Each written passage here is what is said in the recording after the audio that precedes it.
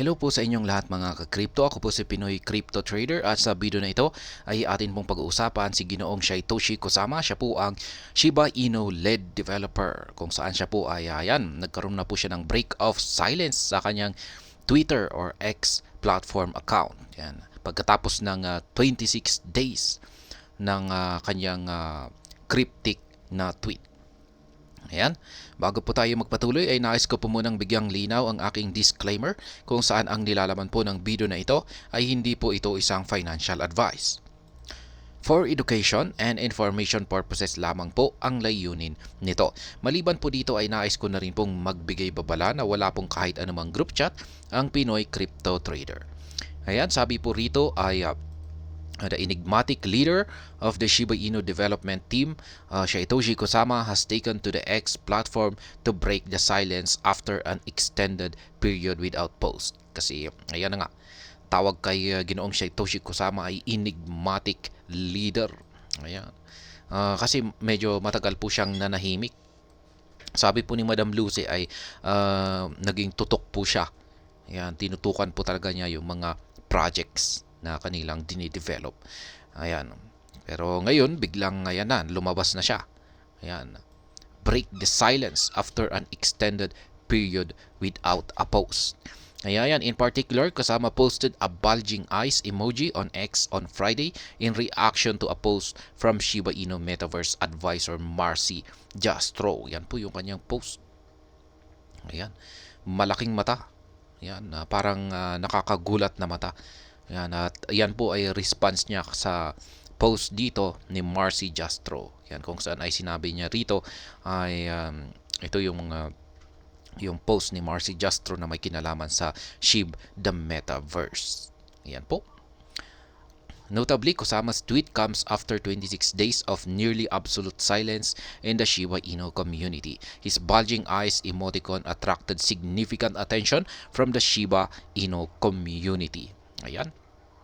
Naka-attract daw po yung bulging eyes na emoticon na kanyang pinost. Notably, Kusama's last tweeted on September 3. Yan, itong last September 3 pa siya, yung last na kanyang tweet, which was about Wrap Bone. Yan, tungkol po ito sa Wrap Bone na token. Through the 26 days, the Shiba Inu lead stayed in the shadow, merely retweeting posts from another team members. Yan lamang po. Pagkatapos ng kanyang tweet nitong September 3 kay Rapbone ay nanahimik na siya. Ayan, hanggang 26 days. Yung kanyang ginagawa lamang ay puro retweet lamang sa ibang mga post ng Shiba Inu team members. Ayan, Paris Hilton back NFT attracts Kusama. Ayan. Nagustuhan raw ni Ginoong Satoshi Kusama ang Paris Hilton na NFT.